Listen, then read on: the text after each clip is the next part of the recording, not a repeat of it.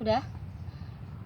Di sini saya berada di Dusun Kuala Jaya, Desa Bandar Agung, Kecamatan Seragi. Di sini sedang mengadakan kegiatan membuat pembibitan mangrove.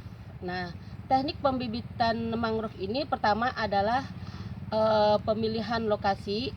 Lokasi yang kita gunakan untuk pembibitan lahannya adalah harus datar, kemudian dekat dengan lokasi penanaman, kemudian dekat dengan lokasi sumber benih, sehingga pengambilan benih ke pembibitan juga dekat, kemudian terjangkau dengan air pasang surut, karena kalau tidak terjangkau dengan air pasang surut, pembibitan harus disiram pagi sore.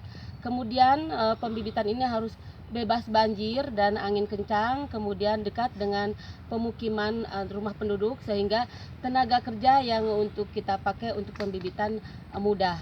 Kemudian yang kedua adalah pengadaan sarana dan prasarana.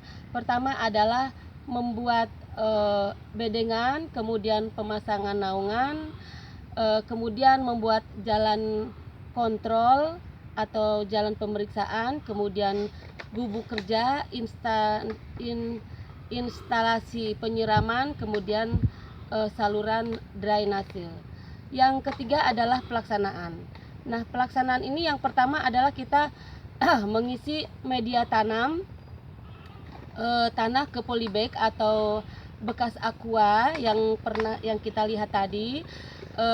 Pengisian tanah ini harus penuh sehingga nantinya tanahnya itu tetap penuh supaya propagulnya tidak roboh begitu. Kemudian pengambilan benih. Nah, pengambilan benih ini benih harus yang benar-benar matang dan tidak cacat ya. Kemudian nanti apabila benih itu sudah diambil menggunakan karung dengan galah dimasukkan ke karung, kemudian kita adakan pemilihan benih yang benar-benar sehat. Kemudian bisa kita langsung tanam ke polybag. Dan apabila persemaiannya atau media tanamnya belum siap, bisa kita disimpan dulu di tempat yang lembab sekurang lebih 1 minggu kekuatannya. Biasanya sih kalau disimpan dulu itu pentol dari propagul atau helm dari propagul itu akan lepas, itu akan lebih bagus seperti itu.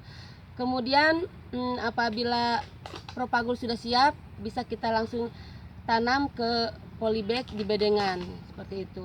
Setelah itu baru kita pemeliharaan. Yang selanjutnya adalah pemeliharaan. Pemeliharaan ini adalah pertama penyiraman.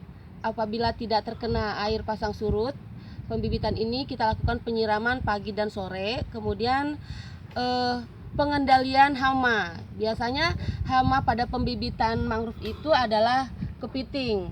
Kita bisa kendalikan dengan insektisida. Yang selanjutnya adalah penyulaman tanaman yang mati.